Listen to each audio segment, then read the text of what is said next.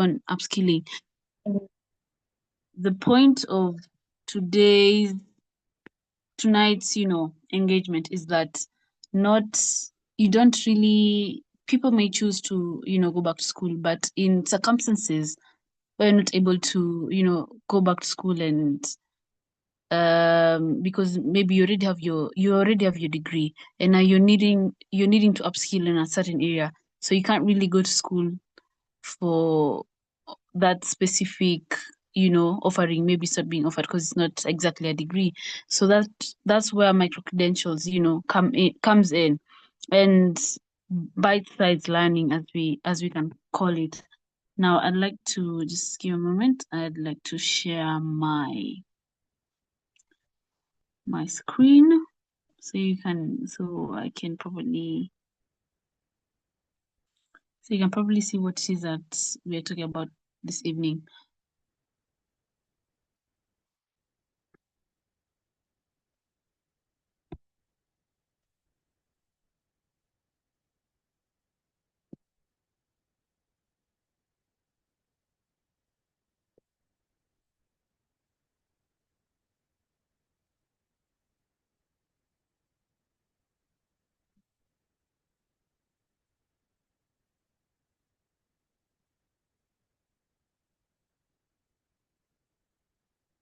Now, could you confirm if you can see my screen?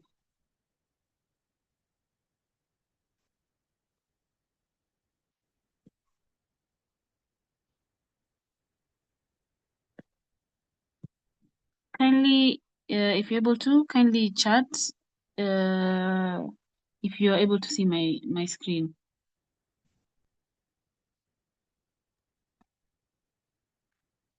I'm seeing a very small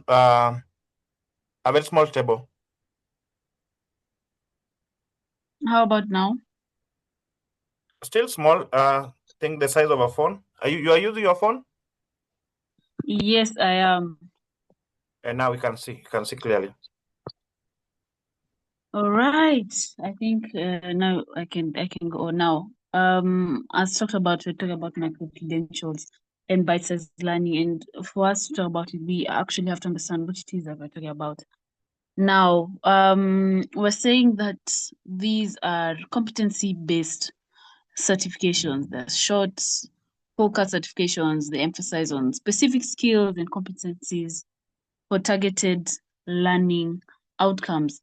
So when there's a specific skill that you're seeking out, it could be very many things. There's been a lot of, for example, like we've been offering the virtual assistant course, or the course on, a course on data analytics, a course on artificial intelligence, things like that. So the outcome that you're wanting out of this is you want to be able to be conversant in these specific topics.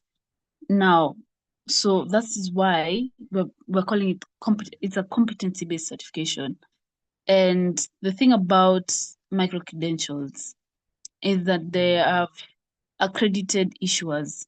So specifically when you're looking to take on a certain, micro credential, so even in your search, you should make sure that it is an accredited institution, something that is recognized. So even as you take up the course, it's something you can, put on your LinkedIn or whatever, on your CV, and it will actually matter. It won't be just another course that you did, but it is something accredited in whatever fields of study that you're in. Now, was saying most of the time they are issued digitally, and that they are verifiable via badges or certifications. Now, there's think of Google, think of LinkedIn. There's LinkedIn Learning, and so there are micro credential offerings as well. And so these once you finish your course, you're given a badge, you issued a badge, something you can, put down on your LinkedIn page, in your LinkedIn profile. And so also we're seeing that there are various learning forms. They exist as standalone courses, modules or industry specific certifications tailored to your professional needs, whatever profession that you're in. So that is what we're calling micro credentials. That is what we're taking on as, bite-sized learning, something that is competency based, is issued by accredited, institutions and such. Most of the time it's digital issued, and the kind of learning forms there is, you could be having modules and the like. Now there are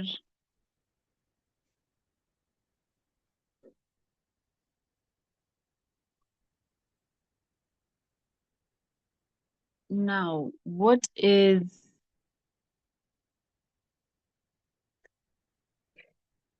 apologies. Now, before I go to the very many institutions, I'd say, or platforms, online platforms offering, these micro credentials and where to get them.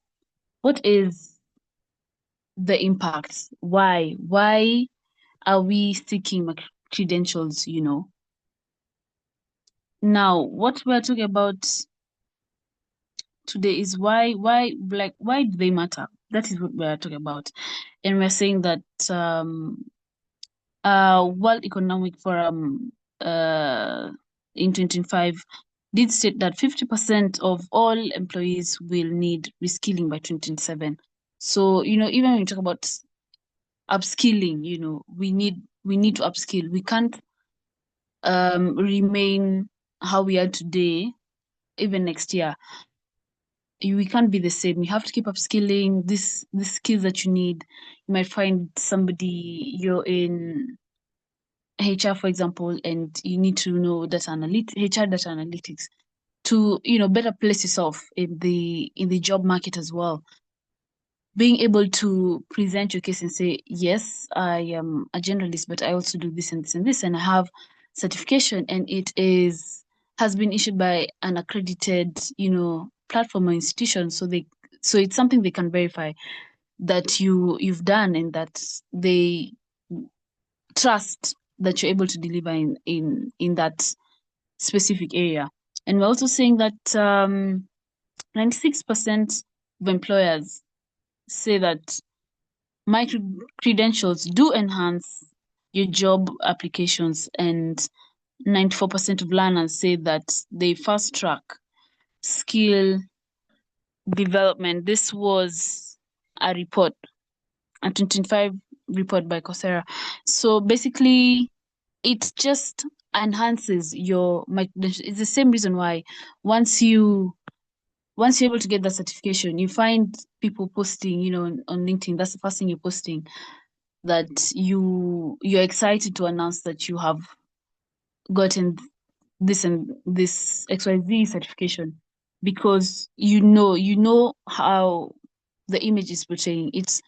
It is enhancing how your CV looks like, how your LinkedIn profile looks like, and the like. And we're saying that definitely it is, as learners, I'm very sure, um s- some of us here in the chat, you can even note down if you are currently studying a micro credential. It could be on whatever platform you're studying it on, whether it's it's Google Africa, whether it's LinkedIn Learning, whether it's whatever platform it is that you're using. I'm sure most of us are taking you're taking a short course of some sort.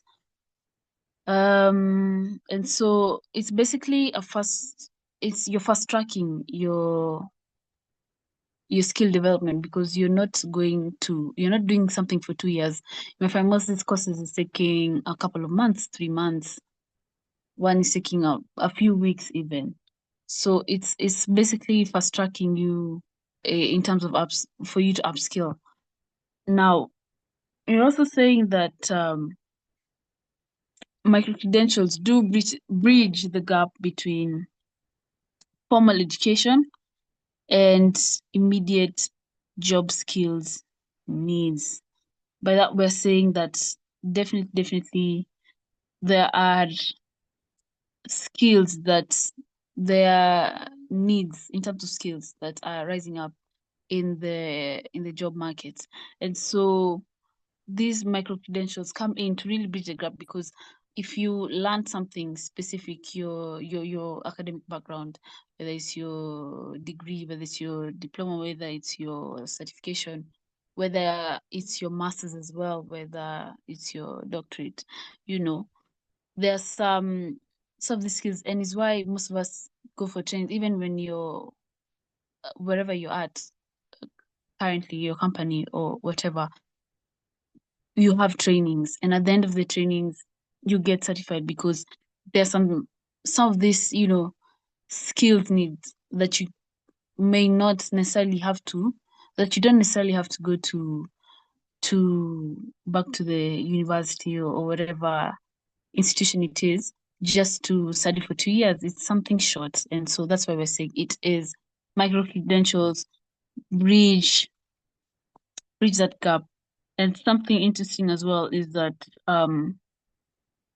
the digital economy is projected to contribute 9.24% to the GDP by 2025.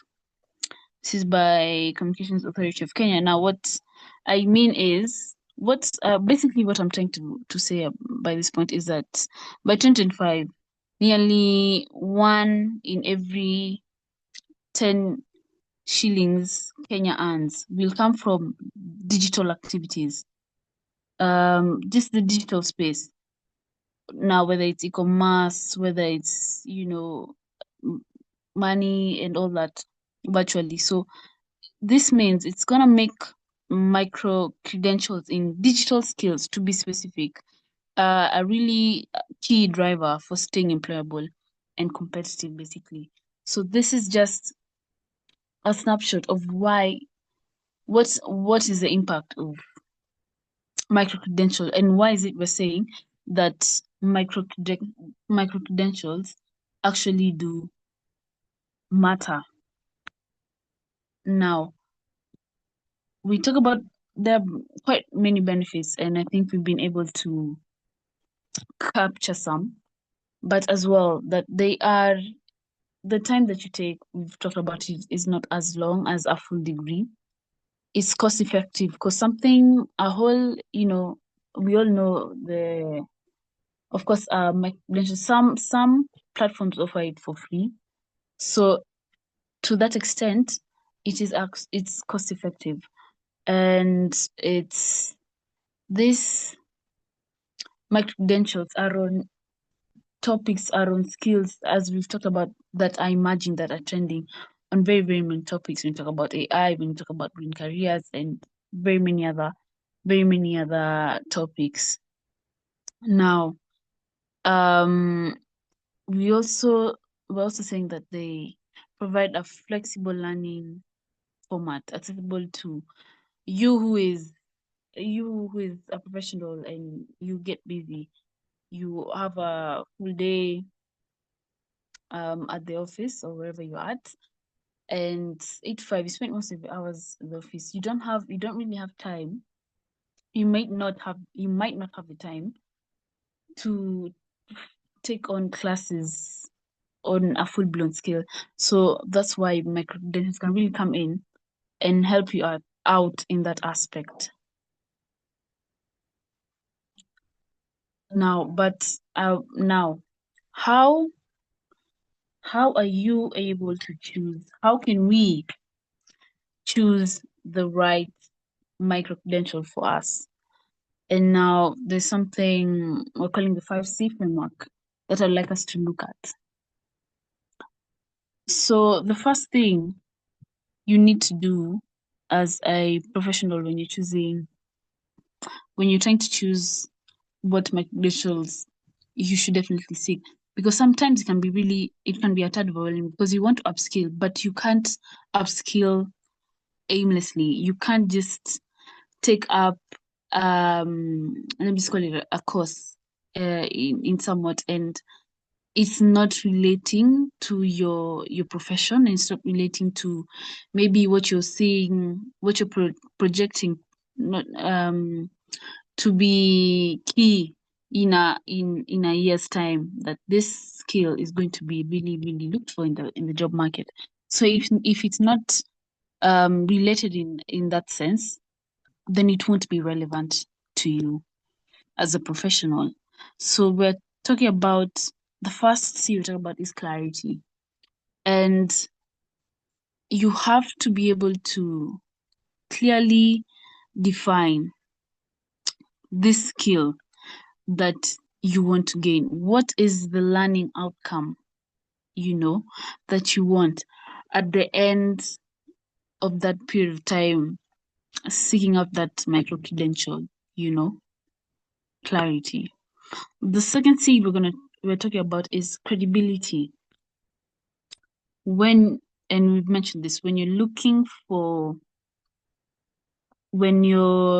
doing this micro credential, ensure that it is by an accredited platform, accredited platform and or institution, because how else is it going to be verifiable? And the third C we're going to be looking at is currency. But currency, we're looking at it from an aspect of, is that content up to date? You have to also ensure that what you're looking at the end of using out that micro credential and taking on that short course, let me call it that, is this content relevant today and now? Is it something you can actually actionably practice, actionably use in your day-to-day as a professional? Now, the fourth C is career fit. Will it help you move up in terms of your career path? Is it really going to help you advance, or is it not relevant at all, as again we have mentioned this? And the fifth C is convertibility. Can it stack into your larger qualifications, academic background, your academic qualifications and background? That being, if you've done a certain degree, whatever profession you may be, that my credential that you're seeing out, is it going to help you build upon that, or is it taking away from that? It's definitely, these are the 5 things to definitely think about and to consider anytime you're looking into the decision of taking on a micro credential, certification, because that time you spend is valuable. It might be the span of a month, it may be the span of a couple of months, a few, but during that time, you have to be able at the end of it to say that it's definitely building on your academic qualifications at the current level that you're at.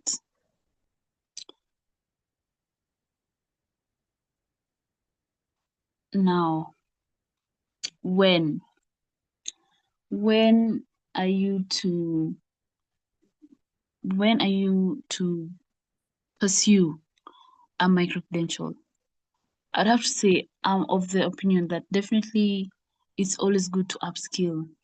So always be aware of what's trending and what's going on in your industry. What is going to be that skill that is definitely going to be needed a year from now, 2 years from now, 5 years from now? You should be thinking long term. And so besides that, thinking long term and what definitely will help you advance in your career and better place you compared to, many other people in the same industry as yourself. There are a couple of things I'd like us to look at um, here that I have. So when the industry changes, the first moment or when to decide to take one is doing industry change, basically. So whether there's new regulations, standards, new standards have emerged, and tools as well that are being used. So what we're saying is that these micro-credentials will definitely help you stay current with these emerging standards, the tech tools that are being used, and so you can be able to maintain and to be relevant in that industry and compliant. So if you're, for example, if you're here in the chat, and you're in HR, we talk a lot about, right? Recently, we're talking about getting CHRP, for example, the certification. So just because of compliance, because you have to be certified, to practice HR, for example. Same case goes to being an accountant. You need the certification.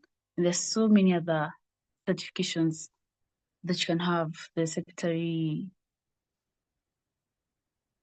professional secretary certification, very, very many other certifications that people seek, to remain relevant, but not only to remain relevant in your field, but also for that compliancy with what's going on.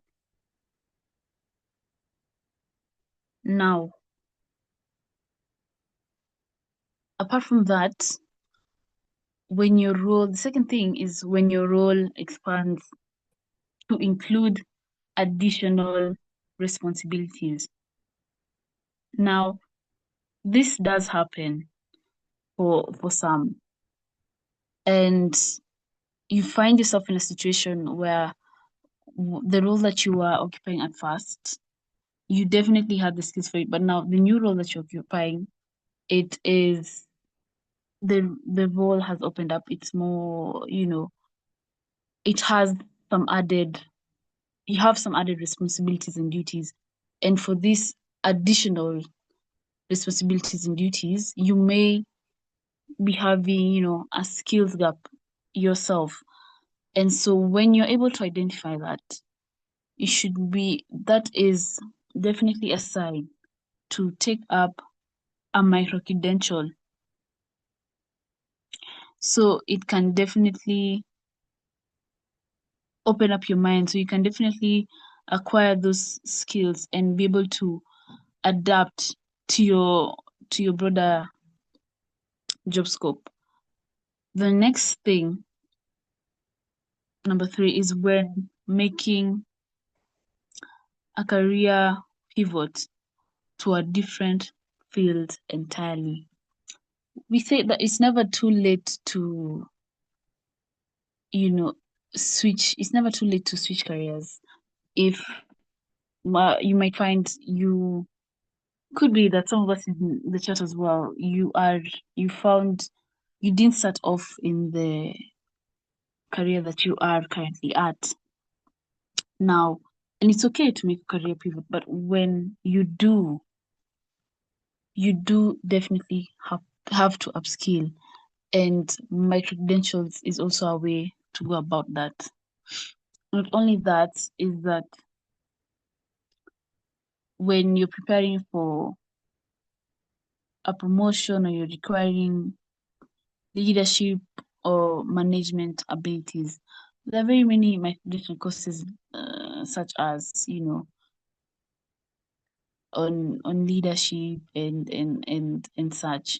So basically, it's more similar to when your job scope has expanded and you have more responsibilities, but also you should definitely be able to upskill. You can't stay in the same place your art is what we're trying to say.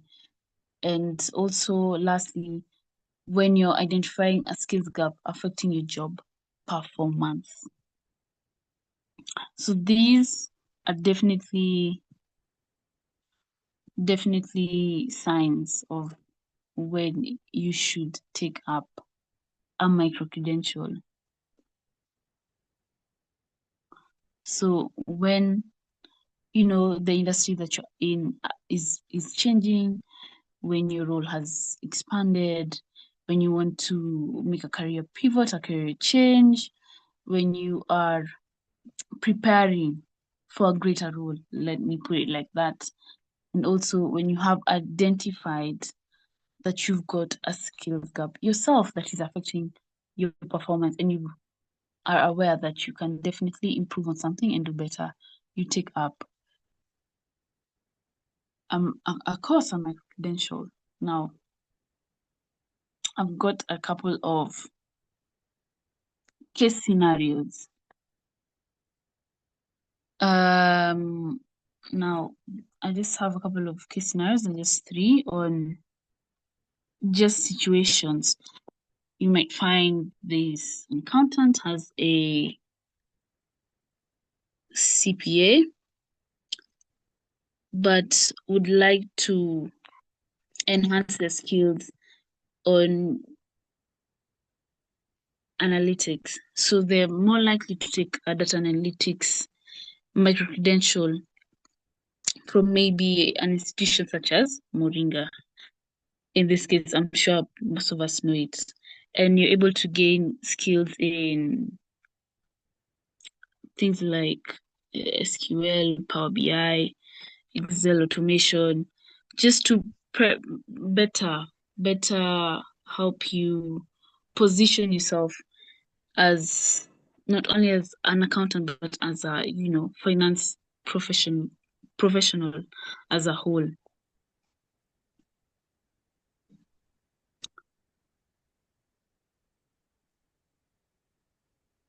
The next scenario I'm going to give is as for example, as a HR professional, and you're managing a large team, and these days we have diversity, equity, and inclusion, something that we're really stressing on, even as HRs and as companies, something they're really stressing on. So sorry about that. So being able to identify that and taking such a micro credentialing on inclusivity, on how you can better do that in the workplace. You can do it from various platforms such as LinkedIn Learning, and it will be able to enhance your ability to manage a diverse team, because maybe some of these things you don't exactly have the blueprint, and so such a micro credential would really come in handy. So you have the of course the theoretical part as well, but now you're able to put it into practice because you at least know where to start in such. So those two are just simple practical case scenarios that you can definitely take up micro credential, and there will be a positive outcome depending on what your thought process was to begin with when you were identifying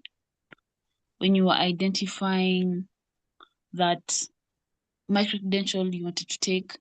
What skill was it that you were looking to get? Where you're seeking that credential from, the kind of content you're looking at and having, the fit in terms of your career, and as well as just building upon your qualifications as well. And now there are a variety of providers of such, of these micro credentials, what we're talking about this evening. And I've mentioned but a few. I've talked about LX Africa, and it offers very many things: virtual assistant, AI career essentials, cybersecurity. And what I'd say, honestly, it's definitely good to hop on these micro credentials while they count, while they still count. Um, and then also this Moringa School offering quite a number of computer science, data related type of courses. There's IBM, Skills Build, and also Cisco Skills. There's also Ajira Digital, which offers, they do free trainings, prepare you for digital work and earning online, freelancing. We have other global platforms like LinkedIn Learning, Google Career Certifications, Microsoft Learn, Udemy, Coursera, things that are available to you and are a lot less, in most cases, I believe, a lot less costly than a full-blown degree. Now, um, just an action plan for each and every one of us to be able to take up these micro-credentials, where to start, basically summing up more or less what we're talking about this evening. So the first thing, of course, is to be able to identify that skill gap. Ask yourself the question: what's blocking your career progress? What is this that is hindering you from getting certain jobs when you apply for them? You might find maybe for a computer, a software developer, for example, a software developer and or engineer. They're asking for a professional who has experience using certain softwares that you may not be conversant with. So what do? You identify that gap. And this is something that you're asking for. Maybe it could be, Python, just an example. And you realize that's something you're not conversant with at all. You're conversant with these other softwares. But this is something that is really being asked for every time you see a job advert and you're like, has been really hindering me. It is, once you identify that, it's time to take action. The next thing is, when you're looking for who is going to, provide that service to you, where are you going to seek that micro from? And what we've talked about is definitely when you're using the 5C framework, definitely look for an accredited platform and or institution. Also, number 3 is to enroll and commit to the whole thing. Sometimes, for example, I can't believe I have not mentioned Alison, for example, where it is self-learning. And now doing that self-learning, you get to choose, you get to put down how many hours you want to study, when you can put down when, and the rest of that data. So it's something you can't really be forced, because you're learning it on your own. It's self-learning. So once you've enrolled, you have to commit, you have to follow through, because at the end of it all, there's a certain outcome that you are looking to have at the end of it. Now, apply that learning. So, of course, we all know, even with the theory that you get, even with the degrees that we have, even when you finish school and you go into the workplace, those of us who be in the workplace for a bit, even as you're in the workplace and wherever you go, even when you move from one place of work to the other, one employer to the other, you have to be shown how to do things from scratch because every organization does things differently. So, but basically, what I'm trying to say is apply what you learn. It can't just stick, in the theory part. Yes, I've done this, my credential. I've trained on how to use, for example, Python again, but it's not something you're practicing. You've learned how the basics of designing a web app, and you're not conversant. You've not been able to practice. You can't say that you've designed a web application or two. So you need to apply that learning with projects, with tasks, however you can. And fifth thing is to showcase that achievement. Update your LinkedIn, your CV, make sure it's visible because you enrolled into this, you committed to it, and to it's able to speak for itself even when you highlight this achievement of yours. Number 6, last but not least, is maintain consistency. Be consistent in terms of learning, in terms of upskilling. As we were saying, it's not a one-time thing. You all have to keep upskilling. You all have to keep identifying these gaps and keep upskilling in the right, light, not just aimlessly, but intentionally is what we should be doing.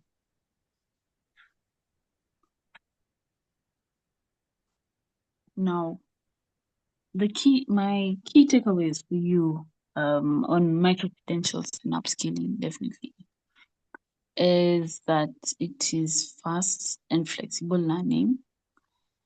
Remember to stay professionally relevant.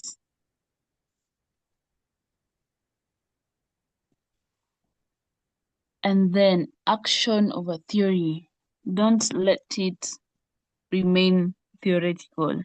Just be on paper that you have this credential, but let it action over theory.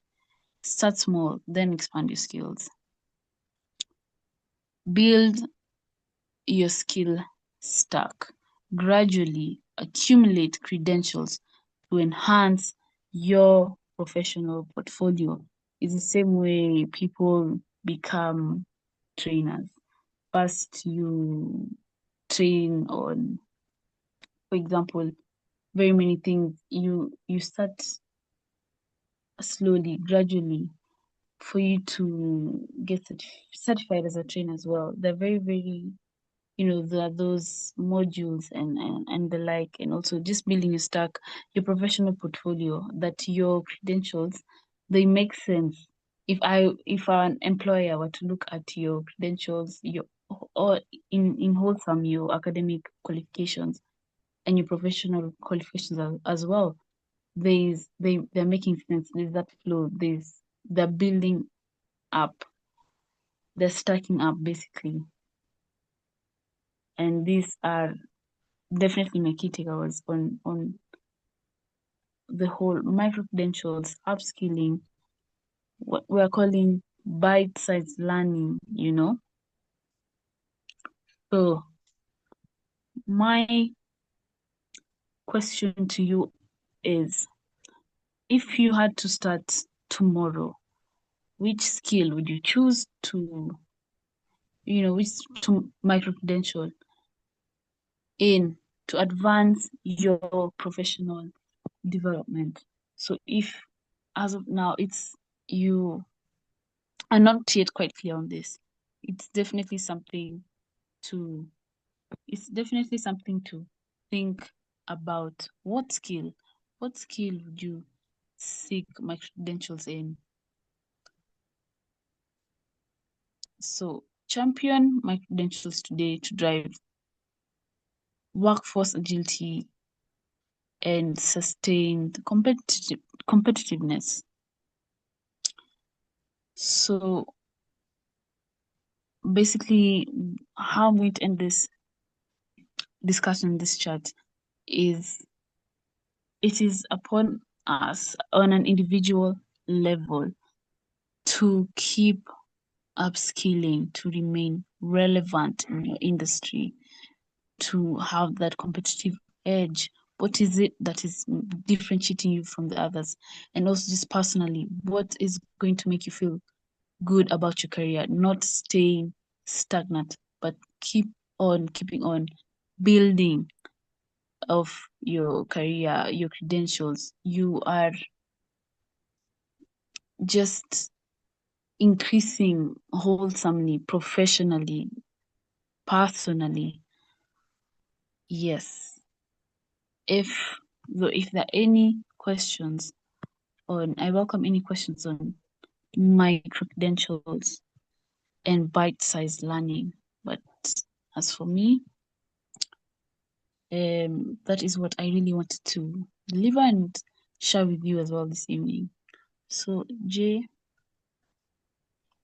Thank you so much, over to you. Skylar. Thank you so much, Skylar, for that presentation. It's been a good one. And I believe that we've been able to learn one or two things. And through this, we can be able to implement what you've been told this evening. So, on that note, I will welcome any questions from our audience this evening. If there's none, Owen has a question. Owen, you have a question? No, sorry. Okay. Anyone with a question? If there are no questions, then I tend to believe that imetuingia kabisa. We can be able to implement this moving forward to enhance our competitiveness.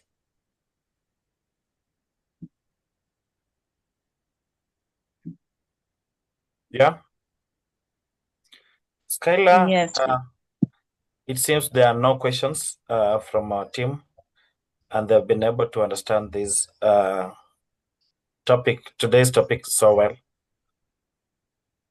So if there's none, then we can end our meeting.